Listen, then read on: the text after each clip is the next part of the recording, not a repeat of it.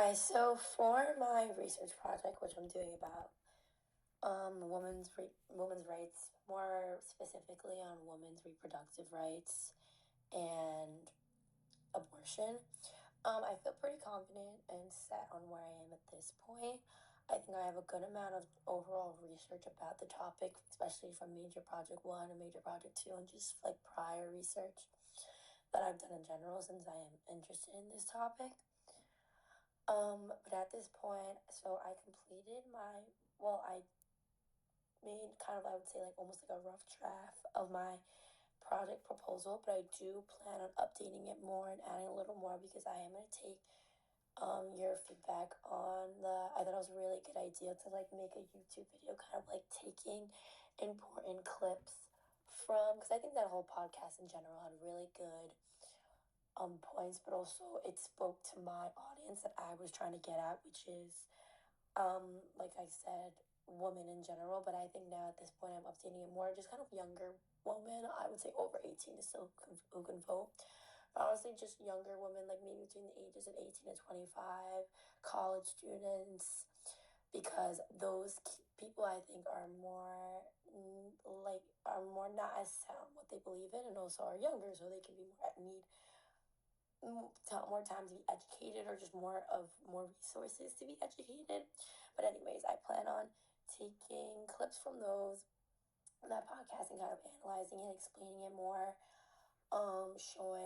relating it to my research and just showing how just showing the importance, which I think that can incorporate a visual aspect to it as well, and also another audio as an audiovisual component to my projects.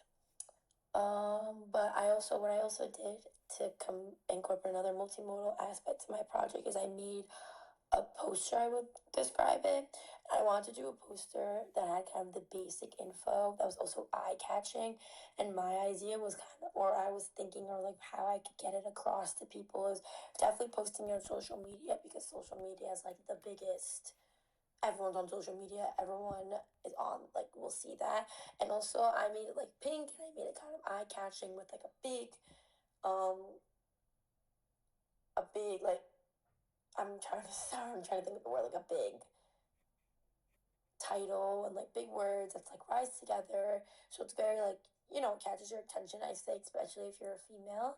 So it's with like to be able to make decisions about our bodies, like that is eye catching, and it gives the basic information just to kind of know what you would be getting yourself into when like writing my research and like educating yourself more through my research, instead of just like jumping into all this stuff that kind of people wouldn't really know what I was talking about.